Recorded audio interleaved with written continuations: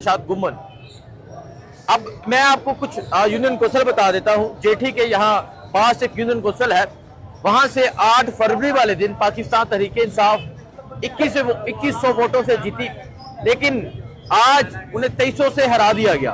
इसके अलावा 2 और यूनियन कौंसिल है, मतलब आज जो कास्टिंग है वो 80%, 90%, 70%। हालांकि कभी भी ज़िमनी इलेक्शन में इतनी कास्टिंग हुई नहीं।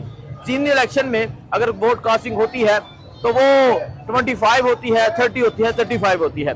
लेकिन आज जो वजह है, आज वजह यह है कि यहाँ वोट इतने कास्ट करवा दिए गए, इतने वोट डाल दिए गए जितने वोट कास्ट हुए ही नहीं।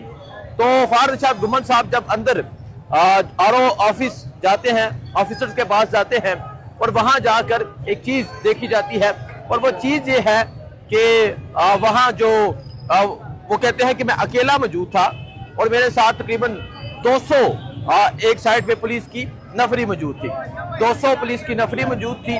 और पुलिस की जो नफरी है वो फॉर्म 45 अपनी मर्जी के बना रही थी, अपनी मर्जी के बना रही थी, और मैं अकेला मौजूद था। मैंने वहां ये कहा कि आप ये गलत कर रहे हैं, आप ये 2 नंबरी कर रहे हैं, ये रिजल्ट नहीं आया जो रिजल्ट आप इशू कर रहे हैं।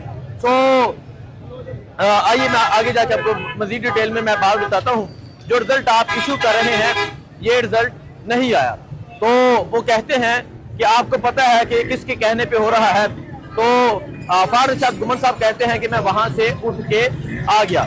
जब मैं वहां से उठ के आ गया तो फिर अभी यहाँ आलिया हमजा, इसके अलावा फारूक शाद गुम्मन और पाकिस्तान तहरीक-ए-इंसाफ के जो लोग थे, उन्होंने प्रेस कॉन्फ्रेंस की।